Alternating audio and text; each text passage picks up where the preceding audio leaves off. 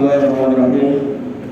Assalamualaikum warahmatullahi wabarakatuh. Alhamdulillah, nahmaduhu wa nasta'inuhu wa nastaghfiruh wa na'udzu billahi min shururi anfusina wa min sayyiati a'malina. May yahdihillahu fala mudilla lahu wa may yudlil fala hadiya lahu. Asyhadu an la ilaha illallah wa asyhadu anna Muhammadan abduhu wa rasuluhu alladzi la nabiyya wa la rasula ba'dahu. Ya ayyuhalladzina amanu ittaqullaha haqqa tuqatih wa la tamutunna illa wa antum muslimun.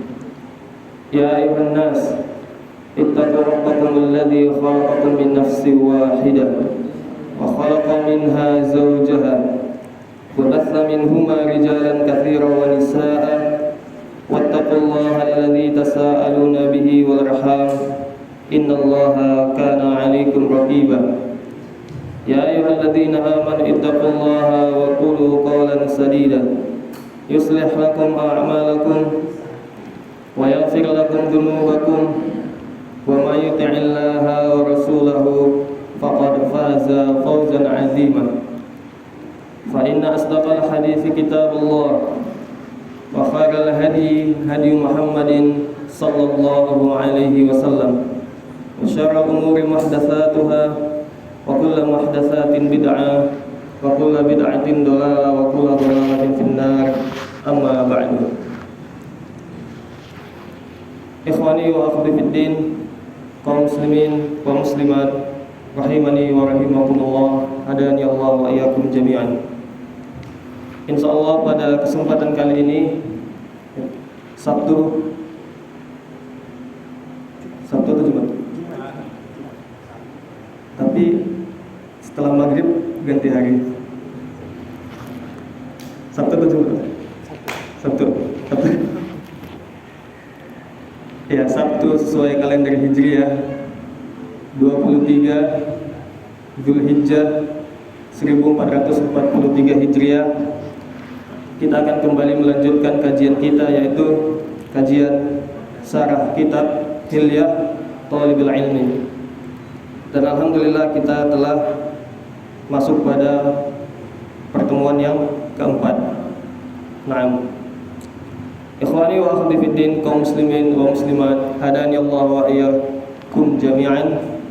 Di pertemuan yang sebelumnya kita telah membahas sedikit tentang pemuda, ya, di mana Asy-Syaikh Bakar bin Abdullah rahimahullah menyebutkan bahwa ya di zaman beliau ya mereka yang semangat adalah para pemuda dalam menuntut ilmu agama. Dan telah kita jelaskan bahwa pemuda itu usianya sampai 40 tahun. Kemudian telah kita jelaskan juga bahwa ya di antara sebab-sebab ketergelinciran pemuda, khususnya pemuda-pemuda penuntut ilmu adalah ya yang pertama karena niatnya yang salah, dan yang kedua karena ya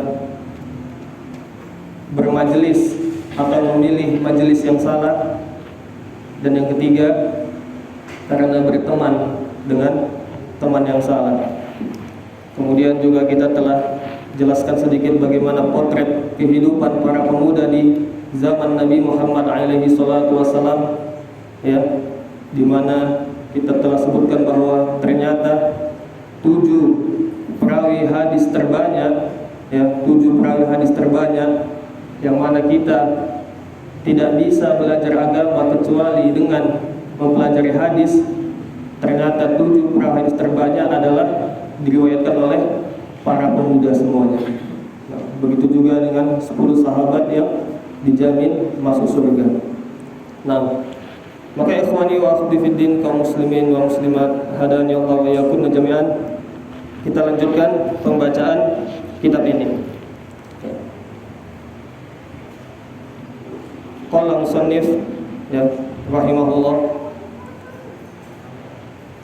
banyak alasan syar'i mengapa berhias dengan adab, akhlak perilaku dan sikap yang mulia itu karakteristik orang Islam, serta bahwa ilmu yang merupakan mutiara paling berharga di mahkota syariat yang suci ini tidak mungkin dicapai kecuali oleh mereka yang berhias dengan adab-adabnya dan bersih dari penyakit-penyakitnya. Oleh karena itu, para ulama memberi perhatian khusus terhadap masalah ini dengan cara mengkaji, mengingatkan, atau menulis buku spesifik mengenainya, baik yang bersifat umum meliputi adab-adab dalam seluruh bidang ilmu maupun yang bersifat khusus seperti adab para penghafal Al-Quran, adab ahli hadis, adab mufti, adab qadi, adab pelaku amar ma'ruf nahi munkar dan sebagainya. Adapun tema buku Hilyah Thalibul Ilmi ini berkenaan dengan adab-adab umum bagi siapa saja yang menempuh jalan menuntut ilmu syar'i. Para ulama di masa lalu di halaqah-halaqah ilmu senantiasa mengajarkan adab-adab menuntut ilmu kepada murid-murid mereka. Di akhir dekade ini, saya mendengar berita mengenai hal itu dilakukan di beberapa halaqah ilmu di Masjid Nabawi, di mana beberapa guru di sana mengajarkan buku karya Zarnuji yang berjudul Ta'limul Muta'allim, Thariqat Ta'allum kepada murid-murid mereka. Nah, kita cukupkan dulu sampai di sini. Maksudnya pembacaan kitabnya. Nanti kita lanjutkan lagi. Nah, ikhwani wa akhwati fiddin, kaum muslimin wa muslimat hadani Allah wa iyyakum jami'an. Sebelumnya Anda teringat ya, mungkin perlu kiranya Anda sampaikan sedikit tentang keutamaan para pemuda ya, berkaitan dengan pembahasan kita yang sebelumnya. Ada 3 keutamaan pemuda. Ada 3 keutamaan pemuda. Yang pertama adalah bahwa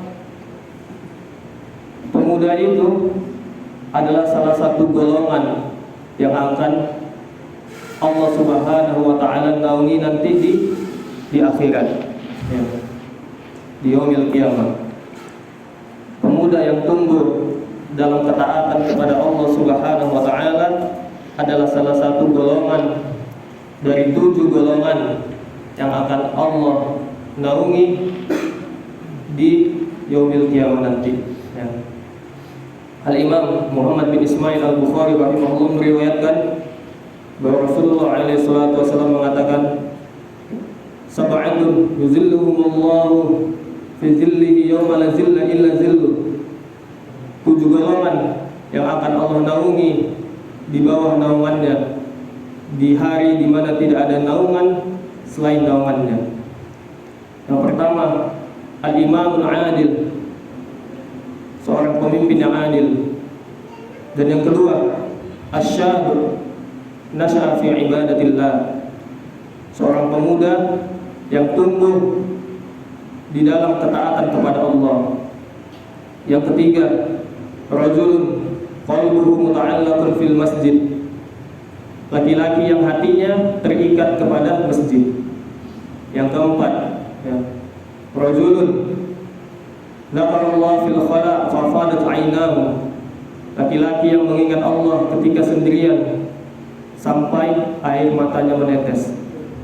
Yang kelima, rajulun tahabba fillahi ijtama'a 'alaihi wa iftaraqa 'alaihi, ya, laki-laki yang saling mencintai karena Allah. Mereka berteman karena Allah dan mereka berpisah juga sebabnya karena Allah. Dan yang keenam, rajulun da'athu imra'atun dhatu mansibin wa nasabin dhatu jamalin wa mansibin ila nafsiha faqala inni akhafullah, laki-laki yang dirayu oleh wanita yang memiliki kecantikan dan memiliki nasab yang mulia ya, tapi dia mengatakan aku takut kepada Allah. Dan yang ketujuh ya, rajulun tasaddaqa bi shadaqatin hatta la ta'lam shimaluhu ma sana'a yaminuhu, laki-laki yang bersedekah ya, sampai tangan kirinya tidak mengetahui apa yang disedekahkan oleh tangan kanannya. Maksudnya kita sampaikan hadis ini di sini adalah ya, di antara keutamaan pemuda, ya ikhwan wa akhwat, bahwa pemuda adalah salah satu golongan yang akan Allah Subhanahu wa taala naungi nanti di padang mahsyar, ya, di mana kita telah mengetahui begitu kerasnya kondisi padang mahsyar. Ya, matahari didekatkan dengan jarak 1 mil, ya. Semua manusia dalam kondisi berdiri, ya. Tidak ada space, tidak ada tempat untuk duduk, ya. Ada yang tenggelam di dalam keringatnya, ya. Tidak berpakaian, tidak beralas kaki. Di saat-saat seperti itu ada kelompok orang yang akan Allah naungi dengan naungannya. Siapa mereka?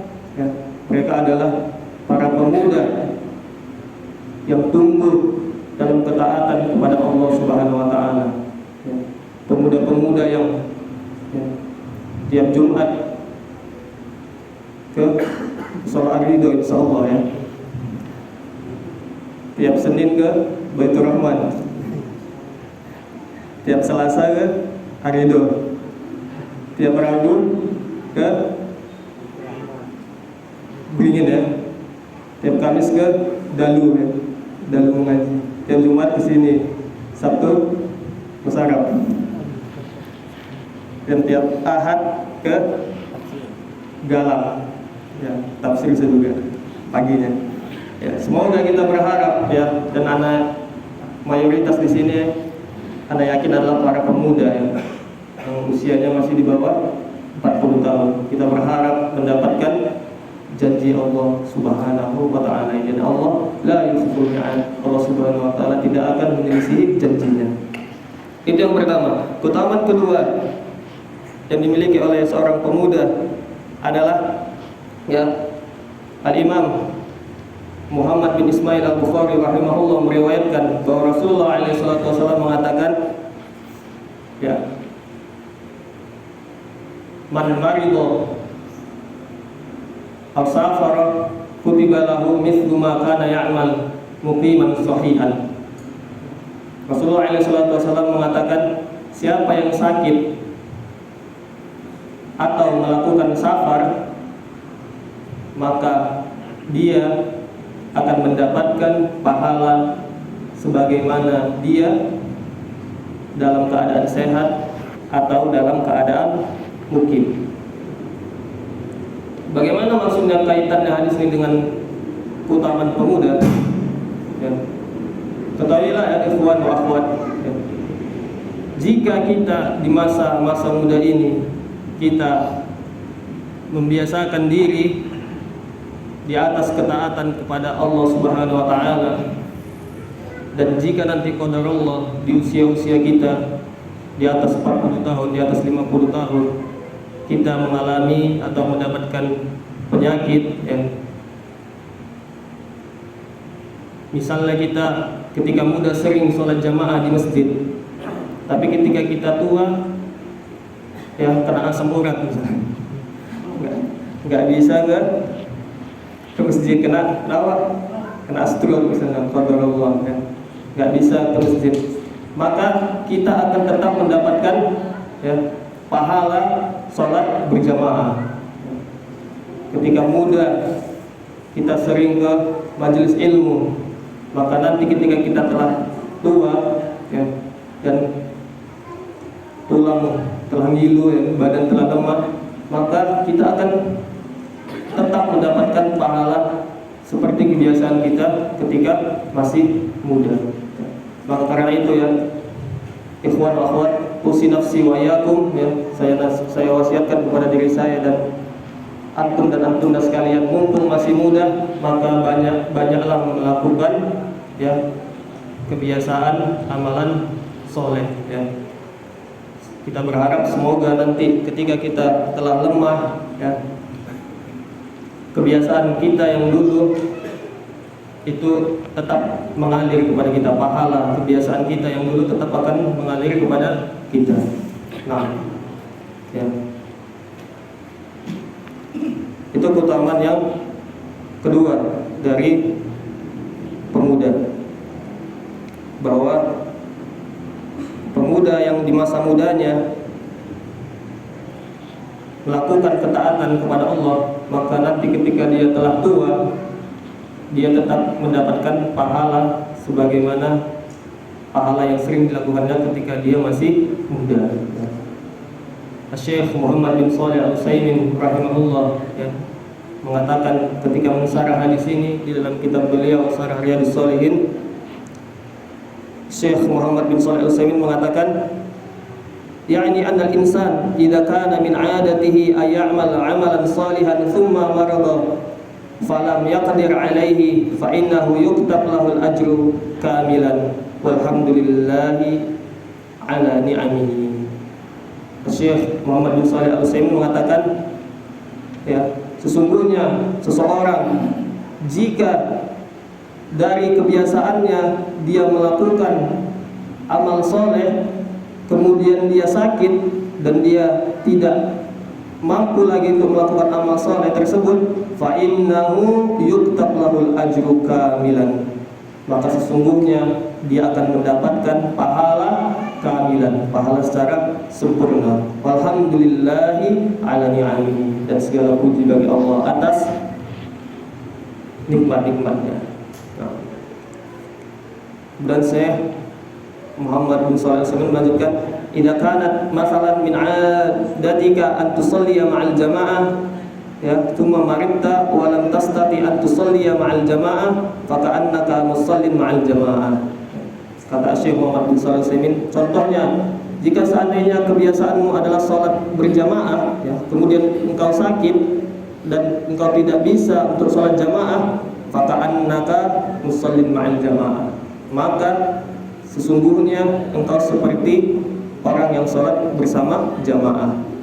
Yuktab laka sab'un wa 'ashruna darajah, engkau mendapatkan 27 derajat. Walau safarta wa kana min 'adatika wa anta muqimun fil baladi an tusalliya nawafil wa an taqra'al Qur'an wa an tusabbiha wa tuhallila wa tukabbir, walakinnaka lamma safarta inshaghalta bisafari an hadha fa innahu yuktab laka ma kunta ta'malhu fil baladi muqiman.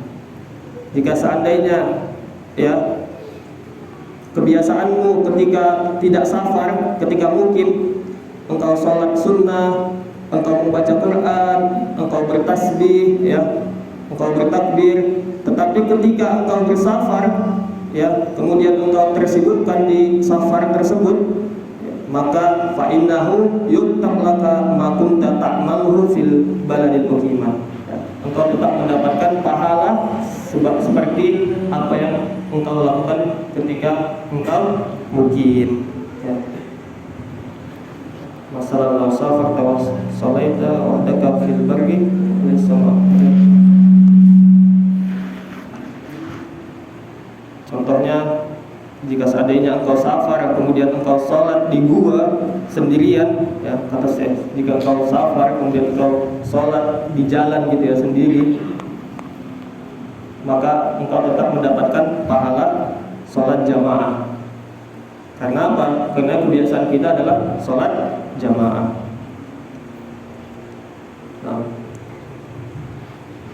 Keutamaan yang ketiga dari pemuda adalah bahwa Al-Imam Muhammad bin Isa At-Tirmizi rahimahullah meriwayatkan bahwa Rasulullah alaihi salatu wasallam mengatakan, yadkhulul ahlul jannah al-jannah jurdan murdan mukahhilina abna'a salatin aw salasi wa salatin sana. Rasulullah mengatakan penduduk surga akan memasuki surga dalam keadaan murdan. Murdan itu murdan jurdan itu dia masih tidak ada bulunya, nggak ada bulunya, masih kayak anak yang baru tumbuh, belum ada bulunya. Mukahhilina, memakai celak. Kemudian di akhirnya Rasulullah SAW mengatakan wa abada salasin au salasi wa salasin sana. Dan yang masuk ke dalam surga adalah para manusia yang berusia 33 tahun. Jadi pemuda itu adalah orang-orang yang mengisi surga. Itu keutamaan yang ketiga. Penduduk surga itu adalah orang-orang muda, anak-anak muda.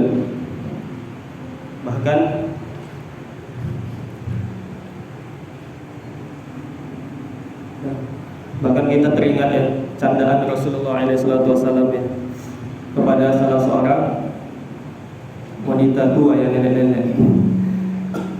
Rasulullah ya, didatangi oleh seorang nenek-nenek, apakah aku akan masuk surga ya? Kemudian Rasulullah mengatakan nenek-nenek nggak ada masuk surga. Maka nenek itu pun menangis. Padahal maksudnya adalah di surga itu tidak ada nenek-nenek. Nah, nenek itu akan jadi muda lagi, seperti itu maksudnya. Ya.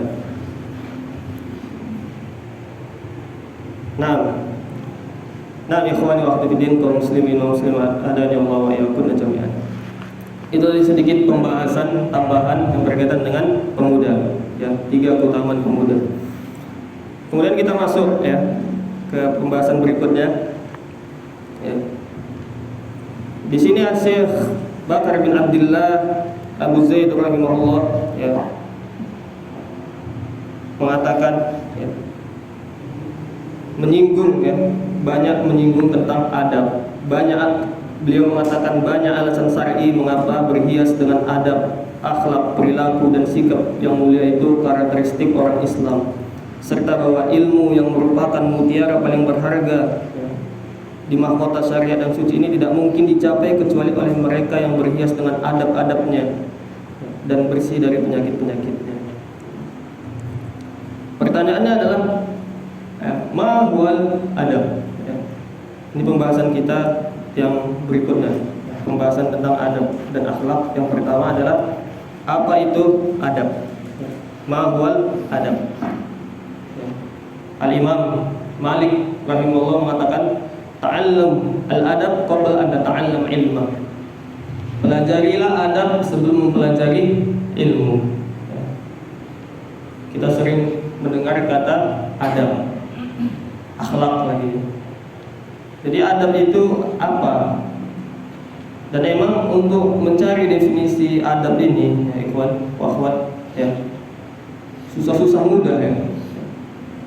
Karena seperti kaidah ya yang dikatakan para ulama ya, al-ma'ruf la yuraf ya. Perkara yang telah diketahui itu tidak perlu dijelaskan lagi.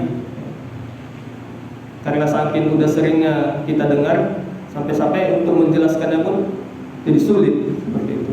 Kita sering dengar adab, tapi sulit kita mendefinisikan adab itu apa. Tapi di sini kami ya setelah melihat, ya setelah bertanya juga kepada guru-guru kami, ya melihat beberapa kitab adab, ya maka adab itu disimpulkan bahwa al-adab ya huwa kaifiyatu as-sahihah li tanfidhi amalin hasanin. Adab itu adalah al-kaifiyah as-sahihah. Al-kaifiyah as-sahihah, tata cara, ya, SOP. As-sahihah, SOP yang benar. Li tanfidhi amalin hasanin, untuk melaksanakan atau untuk melangsungkan amalin hasanin, sebuah perbuatan yang hasan, sebuah perbuatan yang baik. Jadi adab itu disimpulkan atau didefinisikan sebagai tata cara untuk melakukan suatu perbuatan. Contohnya misal adab tidur. Coba adab tidur. Pak, adab tidur. Hah? Berwudu. Kemudian berbaring kanan kan, apa lagi? Baca doa. Kemudian kursi, baru mata.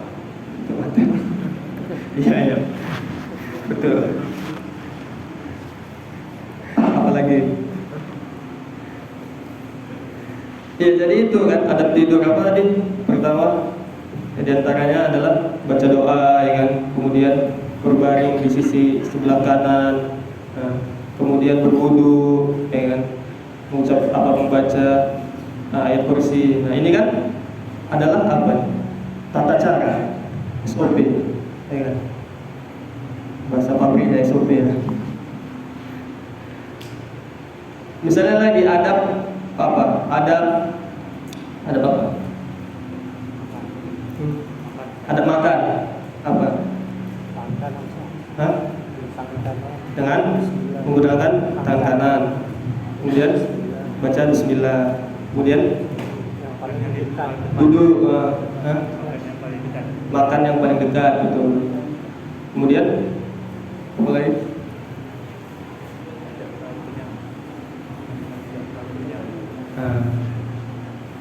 Bisa. Nah, ini kan makan dengan tangan kanan, mengucapkan bismillah, ya kan? Makan dari yang dekat dulu, ya, duduk, ya. Ini kan apa? Adab makan. Dan ini adalah tata cara makan yang benar. Maka tadi kita bilang al-kaifiyatu as-sahihah, tata cara yang benar. Contohnya lagi ada apa misalnya? Ada berteman. Jadi dibilang ada berteman berarti tata cara berteman yang benar. Contohnya ada berteman. Tidak sering memuji dia. Ini salah satu adab berteman. Nanti ada di sini disinggung. Jangan suka sering memuji teman kita. Di dalam Islam itu yang disyariatkan adalah banyak apa? Banyak ngasih hadiah, bukan banyak ngasih pujian, ya. Dan disyariatkan banyak mendoakan teman kita. Jangan sedikit-sedikit memuji. Seperti apa kata Rasulullah? Seperti memenggal leher teman kita sendiri. Kemudian apalagi ada berteman, menasehatinya, ya, ketika dia melakukan kesalahan. Kemudian ada berteman lagi misalnya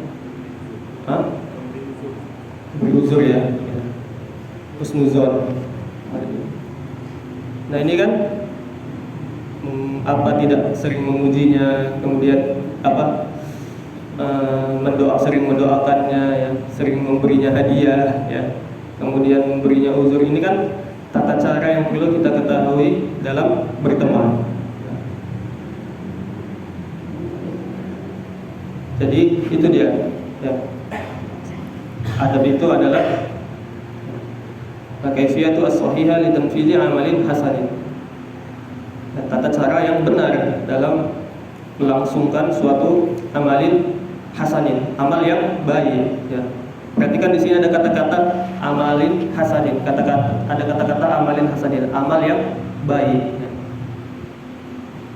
Jadi kalau amal yang tidak baik, ya, contohnya apa? Merampok, ya. Nggak ada, ya, adab merampok, ya. Nggak ada adab merampok. Kemudian apa? Amalan yang tidak baik, adab menghibah, ya, nggak ada. Adab nggak bayar hutang, ya. Nah, hutangnya juga ini masih penyakit. Mau di kalangan yang udah ngaji, ada yang udah ngaji. Ya. Nah, jadi seperti itu, kawan. Jadi kok kembali ke pertanyaan kita tadi, apa itu adab? Adab itu adalah al-kaifiyatu as-sahihah li tanfidhi amalin hasanin, yaitu tata cara yang benar. Benar ini sesuai dengan syariat Islam, ya, untuk melangsungkan suatu amalan yang baik. Nah, Kemudian akhlak itu apa? Di pembahasan yang kedua, pembahasan tentang adab dan akhlak. Yang pertama, apa itu adab, dan yang kedua, akhlak itu apa? Syekh Abu Bakar Jabir Al-Jaziri di dalam kitabnya Minhajul Muslim membawakan banyak definisi akhlak dari para ulama. Tapi kemudian disimpulkan bahwa akhlak itu apa? Akhlak itu adalah as-sifatul al-karimah. Akhlak itu adalah sifat yang baik. Jadi akhlak itu definisinya simpel gitu aja. Akhlak itu adalah sifat yang baik. Akhlak itu adalah sifat yang baik. Betul. Jadi akhlak itu adalah sifat yang baik, sedangkan adab adalah tata cara yang benar.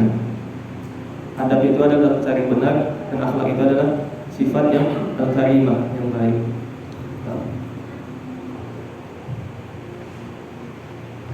Itu pembahasan yang kedua. Kemudian pembahasan yang ketiga adalah apa perbedaan antara adab dan akhlak? Apa perbedaan antara adab dan akhlak? Ada dua perbedaan antara adab dan akhlak. Ya. Yang pertama adalah adab itu lebih cenderung berkaitan dengan amalan-amalan jawarih. Adab itu lebih dekat atau lebih berkaitan dengan amal-amal jawarih, amal-amal anggota badan. Adab. Sedangkan akhlak itu berkaitan dengan amalan hati.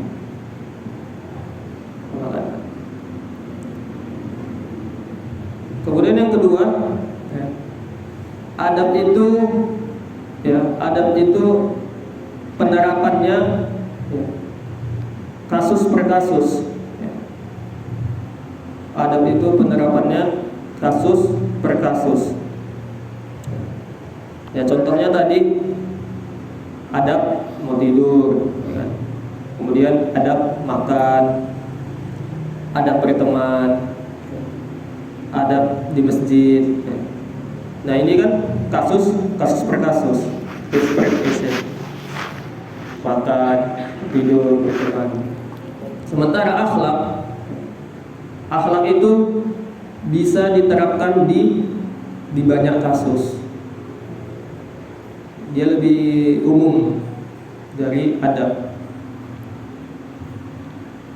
Contoh akhlak misalnya sabar. Sabar ini bisa diterapkan di banyak kasus.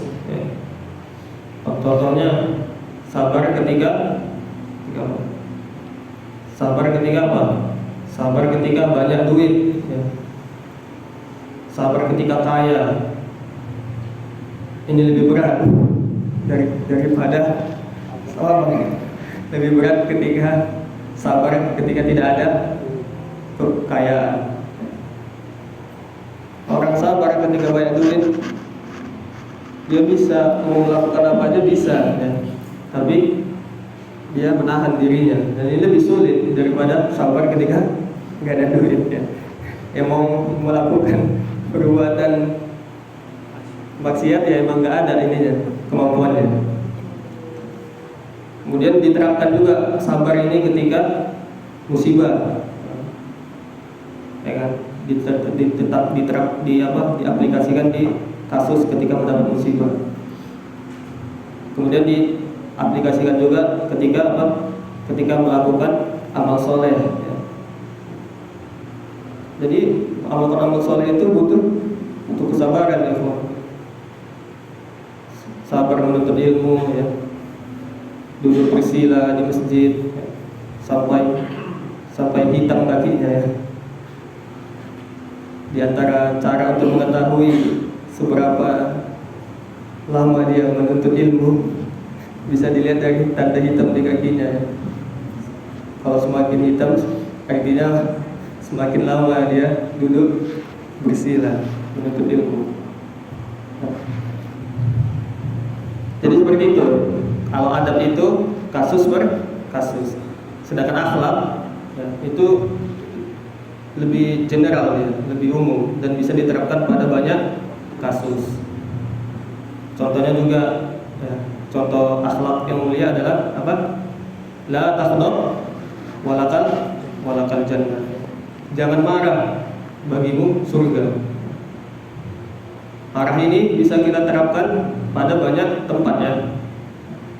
Jangan marah pada istri ya. Jangan marah kepada anak misalnya, kepada pemimpin ya. Jadi seperti itu. Mafhum? Fahim tuh? Fahim. Alhamdulillah. Nah, kita lanjut ke pembahasan yang berikutnya. Pembahasan yang berikutnya adalah keutamaan akhlak. Keutamaan akhlak. Banyak sangat apa ya? Sangat banyak keutamaan akhlak. Yang pertama sebenarnya sudah pernah kita sebutkan di awal di pertemuan pertama ya. Di antara keutamaan akhlak adalah bahwa Rasulullah SAW mengatakan akmalul mu'minina imanan ahsanuhum khuluqan. Orang mukmin yang paling sempurna imannya adalah yang paling baik akhlaknya. Orang mukmin yang paling sempurna imannya adalah yang paling baik akhlaknya. Jadi untuk mengetahui barometer keimanan seseorang itu bisa dilihat dari seberapa baik akhlaknya. Dan perlu kita ketahui juga bahwa akhlak itu tidak hanya kepada makhluk, tetapi di antara akhlak yang mulia adalah mentauhidkan Allah Subhanahu wa taala. Nah, itu keutamaan yang pertama, yaitu akhlak itu adalah barometer keimanan. Yang kedua Rasulullah SAW mengatakan ya, inna min ahabbikum wa aqrabikum minni majlisan yaumal qiyamah ahsanuhum khuluqan. Rasulullah SAW mengatakan sesungguhnya orang yang paling dekat tempat duduknya denganku di hari kiamat nanti adalah orang yang paling baik akhlaknya. Dan Rasulullah SAW itu ya berada di surga yang paling tinggi ya ikhwan. Jadi orang-orang yang berakhlak mulia ya akan menemani Rasulullah SAW di surga yang paling tinggi nanti, insyaallah ta'ala. Nah, itu keutamaan yang kedua, yaitu orang yang paling dekat tempat duduknya dengan Rasulullah adalah orang yang paling baik akhlaknya. Yang ketiga ya, bahwa orang yang berakhlak mulia itu bisa melampaui pahala orang yang rajin sholat dan rajin puasa. Ya. Rasulullah SAW mengatakan innal mu'min la yudriku bi husnil khuluq darajatis shaim wal qaim. Rasulullah SAW mengatakan seorang mukmin yang memiliki akhlak yang mulia ya, maka dia bisa melampaui pahala orang yang rajin sholat malam dan rajin puasa. Dan contohnya pahala sabar. Di antara akhlak yang mulia kan sabar. Allah Subhanahu wa taala mengatakan innama yuwaffas sabiruna ajrahum bighairi hisab.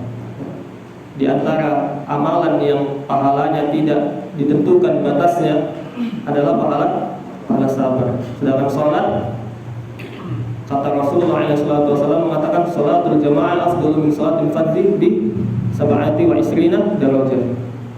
Sholat itu masih ada kadarnya, masih disebutkan, yaitu sholat jamaah 27 derajat dari sholat sendiri.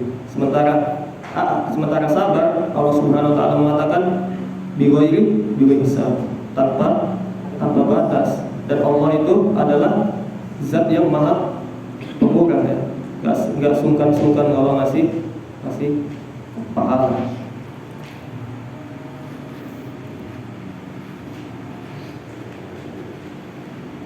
Nah, kemudian keutamaan yang keempat, ya, bahwa akhlak itu, ya, Rasulullah SAW mengatakan ma min syai'in afdalu fil mizanil 'abdi yaumil qiyamah min husnil khuluq. Rasulullah SAW mengatakan tidak ada satu hal pun, ya, di timbangan seorang hamba di hari kiamat nanti yang lebih berat dari husnul khuluq, dari akhlak yang mulia. Ya, sebagaimana telah kita sebutkan tadi, bahwa di antara akhlak yang mulia adalah mentauhidkan Allah Subhanahu wa taala. Dan di hadis yang lain, ya, disebutkan bahwa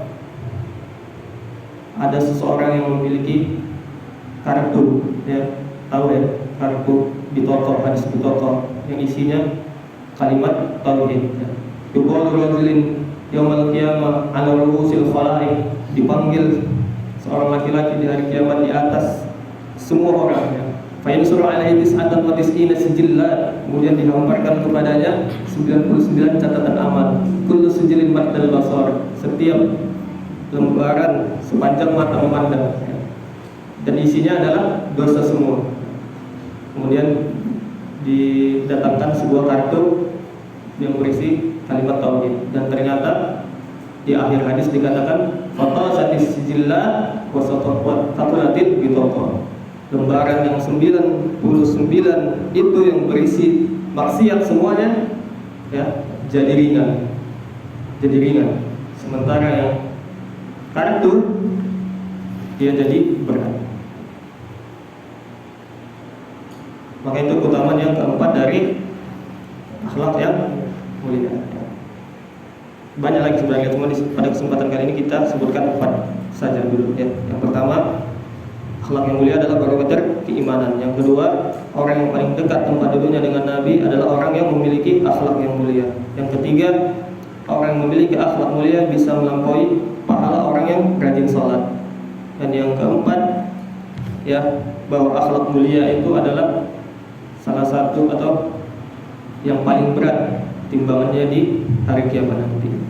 Nah,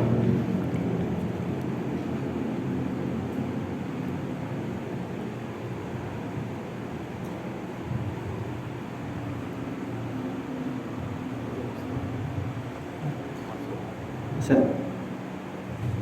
kita akhirkan dulu.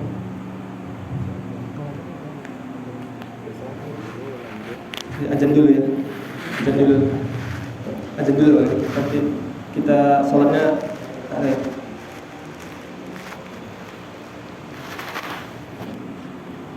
azan.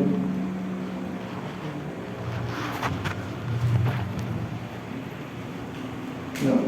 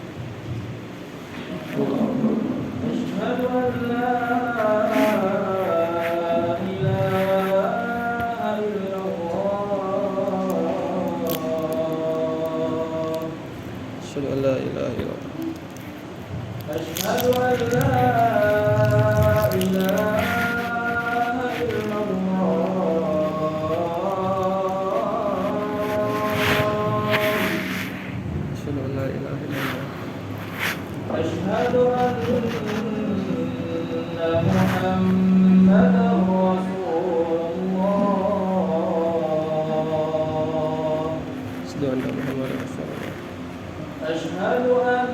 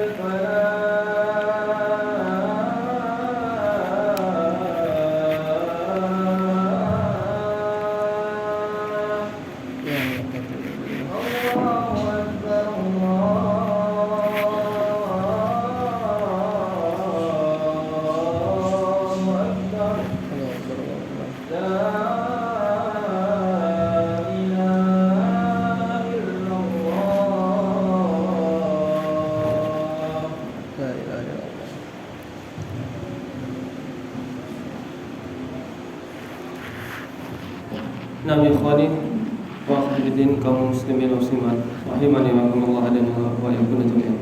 Nah, kita lanjutkan. Kemudian pembahasan berikutnya berkaitan dengan adab adalah kenapa kita harus mengetahui adab-adab menuntut ilmu. Kenapa kita harus mengetahui adab-adab menuntut ilmu? Nah, ya. Seperti apa yang telah kita jelaskan tadi di awal bahwa adab itu adalah cara yang benar ya untuk melangsungkan suatu amalan. Dan di antara amalan adalah menuntut ilmu. Maka untuk menuntut ilmu kita harus tahu adab-adabnya.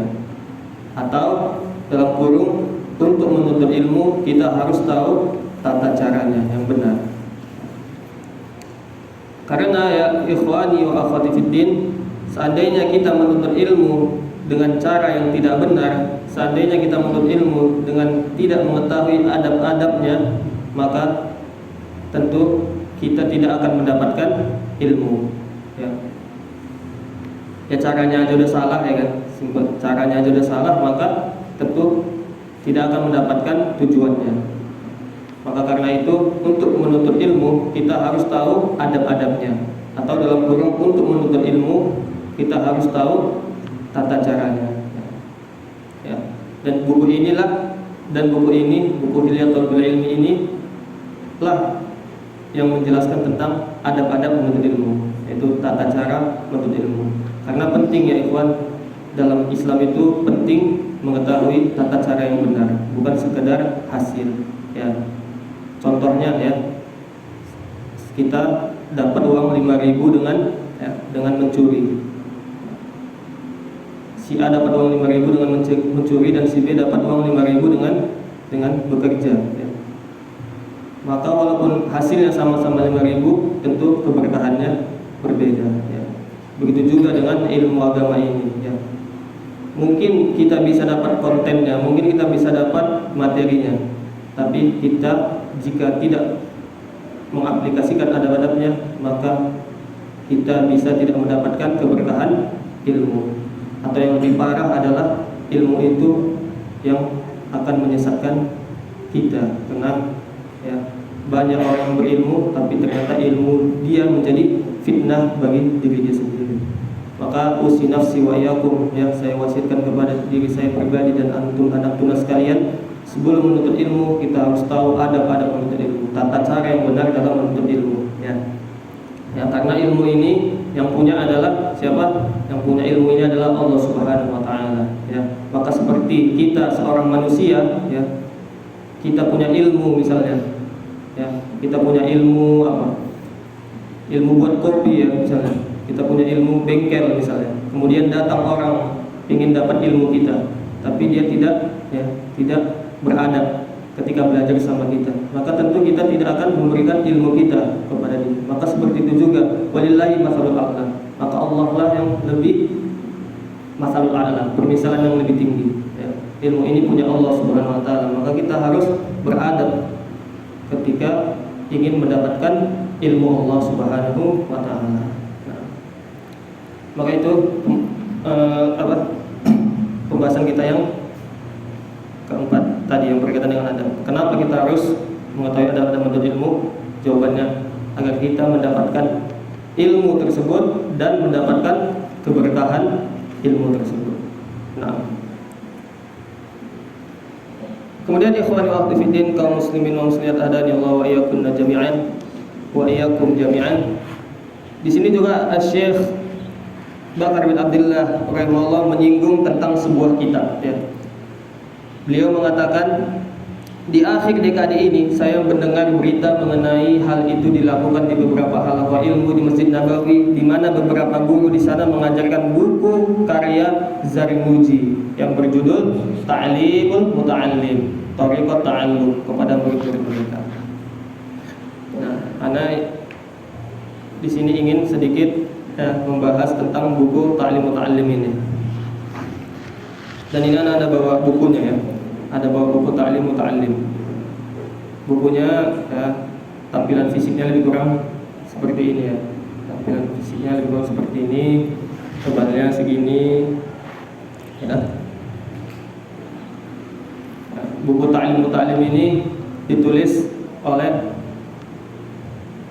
Al-Imam Az-Zarnuji ya. Al-Imam Az-Zarnuji, namanya Al-Imam Az-Zarnuji. Dan buku Ta'lim Muta'allim ini adalah buku tentang adab menuntut ilmu ya. Kemudian buku ini ya berisi Ta'lim Muta'allim ini berisi tentang 13 pembahasan ya, 13 fasal. Yang pertama beliau menjelaskan tentang hakikat ilmu. Kemudian yang kedua beliau menjelaskan tentang niat dalam mencari ilmu. Kemudian yang ketiga beliau menjelaskan tentang memilih ilmu, guru, teman, memilih teman. Yang keempat beliau menjelaskan tentang penghormatan kepada ilmu. Yang kelima beliau menjelaskan tentang kesungguhan, ketekunan dan cita-cita dalam mencari ilmu. Yang keenam menjelaskan tentang permulaan, ukuran dan urutan dalam mempelajari ilmu. Yang ketujuh beliau menjelaskan tentang tawakal. Yang kedelapan menjelaskan tentang waktu menuntut ilmu. Yang kesembilan beliau menjelaskan tentang saling mengasihi dan menasihati. Yang kesepuluh menjelaskan tentang mempelajari adab dan mengambil adab. Yang kesebelas bersikap warak ketika menuntut ilmu. Yang kedua-belas hal-hal yang menguatkan dan melemahkan hafalan. Yang ketiga-belas hal-hal yang mendatangkan dan menolak rizki, serta hal-hal yang memperpanjang dan mengurangi umur. Ya, jadi itu sedikit tentang kitab Ta'lim Al-Muta'allim. Nah, jadi insyaallah kalau kita selesai kitab ini, jika Allah izinkan ya mungkin kita juga akan sampai kepada kitab adab yang berikutnya, yaitu kitab Ta'lim Al-Muta'allim. Dan sering saya ulang-ulang kepada kita semua bahwa kita harus tahu ya adab ya, di antara adab menuntut ilmu, tata cara menuntut ilmu ya, kita harus tahu kurikulum ya, kita harus tahu kitab-kitab apa selanjutnya yang harus kita pelajari ya. Setelah kitab ini belajar kitab apa, setelah kitab ini belajar kitab apa.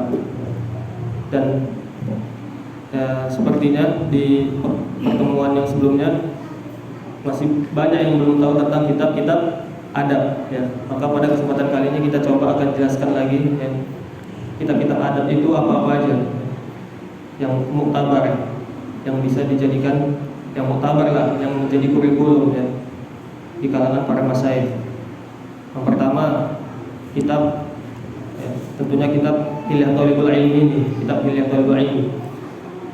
Kemudian yang kedua kitab Ta'lim Muta'allim. Yang ketiga untuk mempelajari adab adalah kitab Riyadhus Shalihin.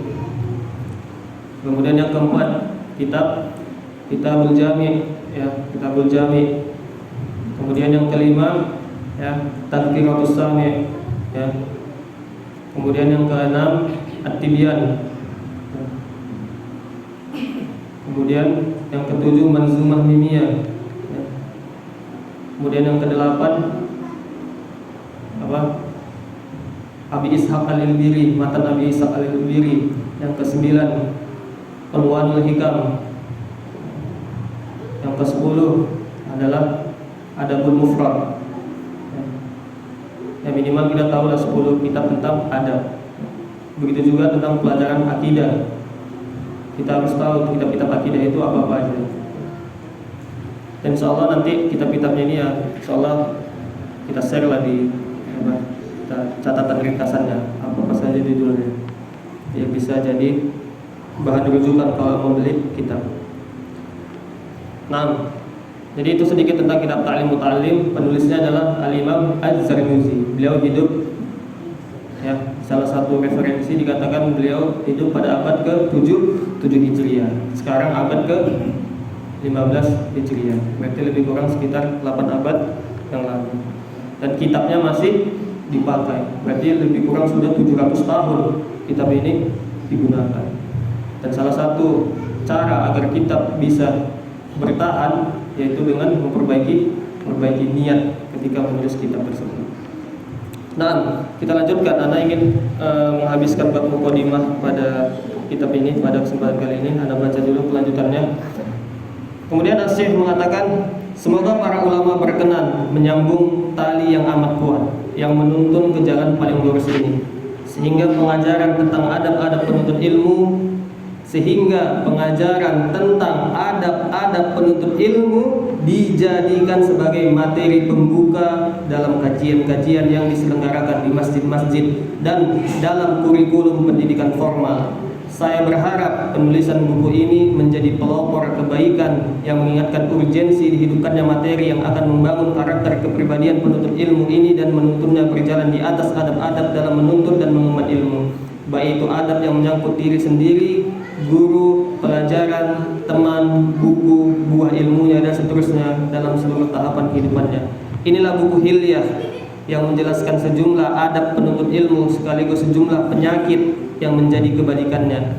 Apabila sebagian adab ini terabaikan, maka yang mengabaikannya itu pasti sedikit banyak terjerumus ke dalam sebagian penyakitnya. Hukum-hukum adab-adab ini bertingkat-tingkat dari sunnah hingga wajib. Begitu pula hukum penyakit-penyakit yang berkebalikannya bertingkat-tingkat dari makruh hingga haram. Sebagian adab tersebut berlaku umum bagi seluruh manusia dan mencakup semua mukallaf, sedangkan sebagian lain lagi berlaku khusus bagi penuntut ilmu. Sebagiannya diketahui berdasarkan perintah syariat dan sebagian lagi diketahui berdasarkan naluri dengan dikuatkan oleh prinsip-prinsip syariat secara umum yang menganjurkan perilaku baik dan akhlak mulia.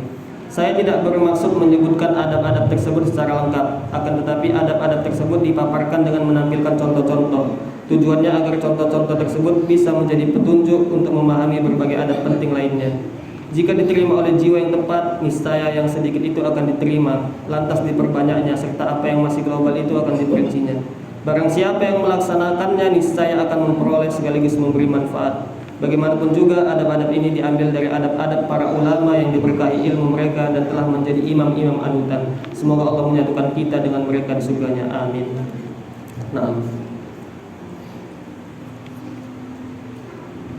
Nah, sampai di sini ya.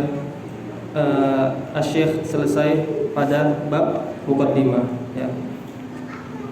Dan ya, harapannya ya, idealnya ya kalau ngaji kitab Hilatul Ilmi ini ada kitabnya lah ya, masing-masing jemaah ya, ada kitabnya. Jangan sampai nanti yang pintar ustadznya ya, maksudnya yang murojaah malah ustadznya sendiri ya idealnya adalah masing-masing individu memiliki kitabnya, jadi bisa ngikutin ketika anak baca dibaca gitu kan. Dan anak sengaja pakai bahasa Indonesia ya, nggak ada pakai yang bahasa Arabnya ya. Biar ya bukan ingin menunjukkan bisa baca kitab bahasa Arab atau enggak ya, maksudnya biar paham semuanya. Makanya anak baca kitab bahasa Indonesia aja. Karena sering kadang kalau masa ustadz ngaji pakai kitab bahasa Indonesia gitu, sering gitu. Di diesel ya, ngaji Pak Ustadz yang pakai kitab bahasa Indonesia. Yang mana tujuannya bukan ingin menunjukkan Anda bisa baca kitab Arab atau enggak ya, tapi tujuannya agar sesuai kadar ya, kadar pada ulumnya, kadar pada ulumnya. Ya. Kemudian mungkin terakhir sebagai penutup ada sedikit faedah mungkin yang bisa dibagikan di sini. Di sini Asif mengatakan sebelum kita tutup kajian ini, jadi adab-adab itu ada adab-adab yang wajib, ada adab-adab yang sunnah, ada adab-adab yang haram dan makruh. Ya. Nah, di sini ada ingin ya, mengambil sebagian, yaitu pembahasannya adalah kapan sesuatu itu bisa jadi wajib. Kapan suatu amalan itu jadi wajib? Ya. Contohnya kayak sholat, ya, sholat itu kan wajib. Kenapa dia bisa jadi wajib? Ini sebenarnya pembahasan di materi usul fikih, cuman ya nggak ada salahnya juga kita sampaikan sekali. Jadi sesuatu itu bisa wajib, ya misalnya kayak sholat itu bisa jadi wajib, puasa itu bisa jadi wajib. Kenapa? Jika ya pertama, jika dalilnya itu berisi perintah. Ya. Sesuatu itu bisa jadi wajib pertama jika dalilnya itu berisi perintah. Ya. Contohnya Allah Subhanahu wa taala mengatakan di surah Al-Baqarah, wa aqimus sholata wa atuz zakat. Dirikanlah sholat. Nah, ini kan perintah. Nah, maka Allah Subhanahu wa taala memerintahkan kita untuk mendirikan sholat, maka sholat itu jadi wajib. Nah, seperti itu. Ya. Kemudian yang kedua, kapan sesuatu itu bisa jadi wajib? Yang kedua, ketika dalilnya itu terdapat kata ba, ya, kata ba yang tubuh. Ya. Kata ba yang tubuh para mana? Ya. Kata ba yang tubuh kata ba yang tubuh menulis. Tapi kata ba yang tubuh itu ada arti lainnya yaitu menetapkan. Ya. Ada arti lainnya yaitu menetapkan. Kalau di dalilnya itu ada kata-kata kataba, contohnya kutiba alaikumus siyam di surah Al-Baqarah, telah ditetapkan kepada kalian berpuasa. Nah, itu kan ada dalil di nasnya itu ada kata-kata kataba. Itu maka kalau ada kata-kata kataba, maka itu artinya itu menjadi wajib. Contohnya yang surah Al-Baqarah kutiba alaikumus siyam. Kemudian juga kalau ada kata-kata wajaba, kemudian kalau ada kata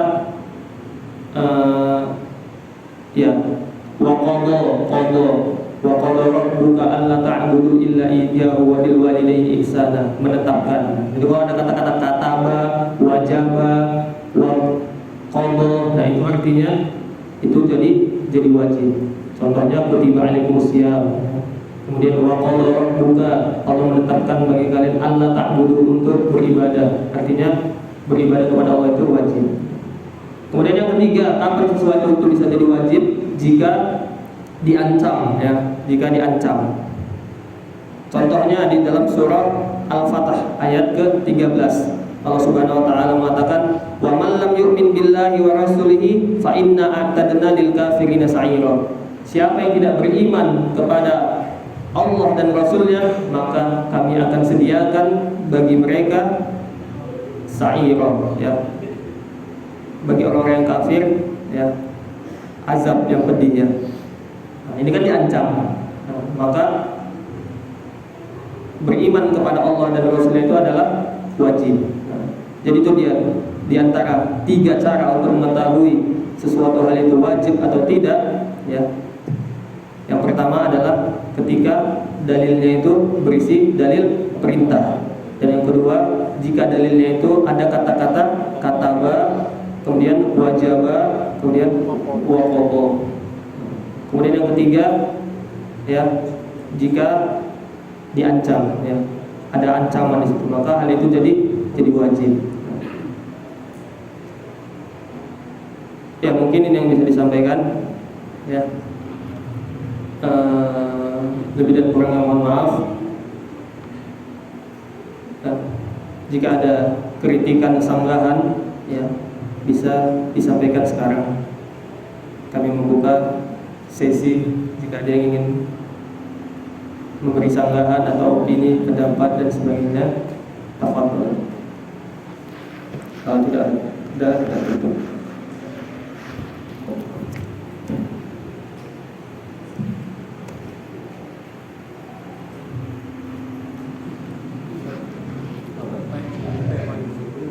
Karena ada masalah pribadi kita juga apa sampai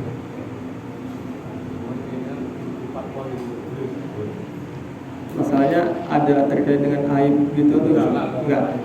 Soalnya kalau aib kan nggak boleh di. Karena sedang mau rumah saya. Rumah tersebut akan dijual oleh pemiliknya. Jadi kemarin itu pemiliknya datang ke rumah masang jimat di depan pintu. Tujuannya supaya rumah itu cepat laku. Sampai hari ini jimat itu masih terpasang lagi di pintu rumah. Itu yang pertama tanya bagaimana dosanya, apakah juga terikut kena atau apa yang kena apa cantik jimatnya atau gimana? Rumahnya udah disewa. Rumahnya aneh itu masih aneh tempat sempat saya ini kan masih ada tempat di rumahnya.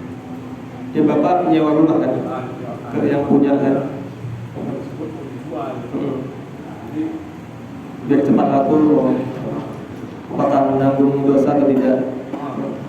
Allah Subhanahu wa Ta'ala mengatakan di dalam surah Al-Isra dan surah An-Najm, wa la taziru waziratu wizra ukhra. Seorang itu tidak menanggung dosa orang lain. Jadi apakah bapak dapat dosa? Insyaallah enggak. Karena yang melakukan adalah si yang pemilik rumah. Kemudian yang kedua, apa yang harus dilakukan? Yang pertama adalah ya coba negosiasi dulu ke yang punya rumah ya. Karena selama yang punya rumah itu masih manusia, punya rumah manusia kan?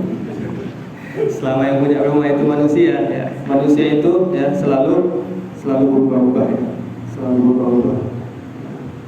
pagi pengen ketoprak, misalnya malam udah pengen sate gitu. Jadi insya Allah negosiasi dulu baik-baik, negosiasi ke yang punya rumah. Islam ya. Iya, negosiasi dulu sambil berdoa kepada Allah.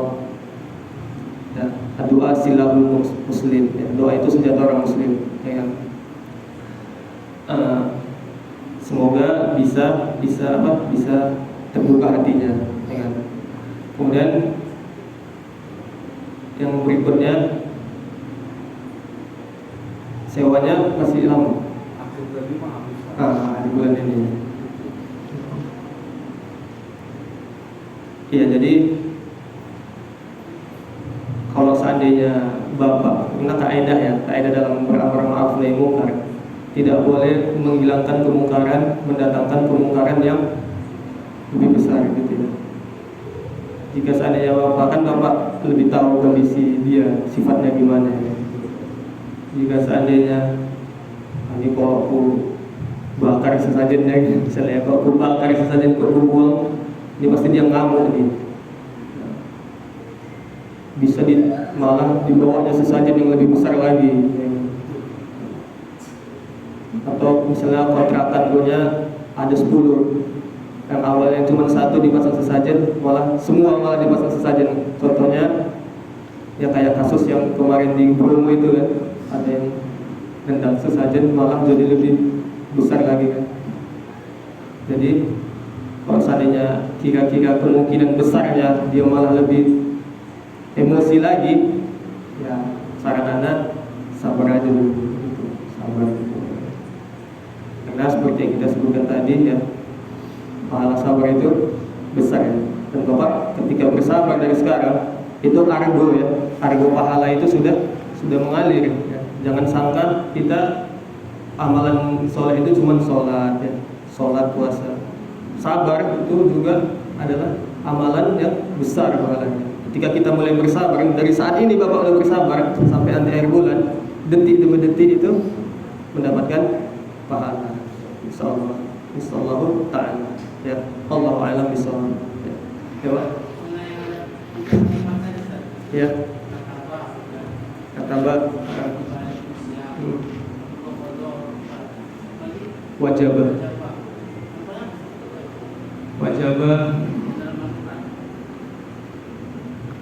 Terapa? Lihat contekan boleh? Lihat contekan boleh?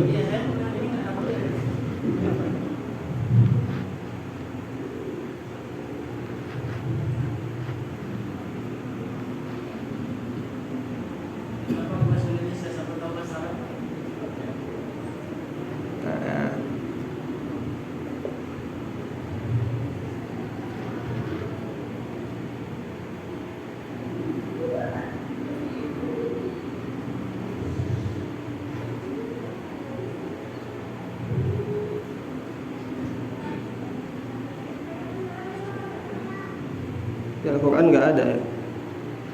Di hadis mungkin. Tak ada.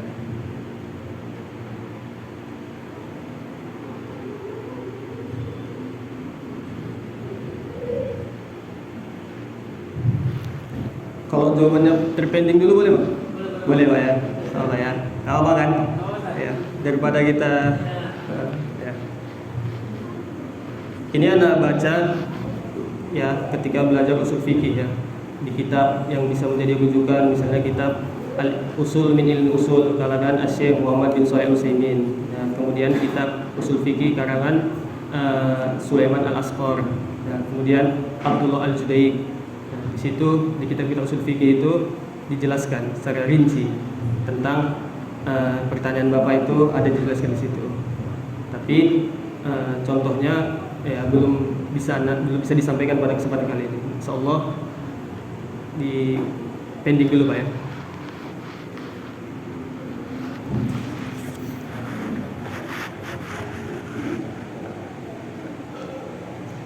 Iya. Bismillah. Ini soal terakhir ya mungkin ya. Dapatkah predikat beradab dan berakhlak dinisbatkan kepada orang yang di luar Islam? Jazakallahu khairan. Ya. Ya kalau bisa dibilang dia beradab ya bisa. Dia bisa dibilang beradab dan berakhlak bisa. Ya. Tapi ya akhlak dan adabnya itu ya bahasanya adab dan akhlaknya itu terbenamkan ya, atau hilang karena satu hal yang paling penting, yaitu apa? Mentauhidkan Allah Subhanahu wa ta'ala. Jadi walaupun dia beradab kepada sesama makhluk, tapi dia sebenarnya tidak beradab kepada Allah Subhanahu wa ta'ala.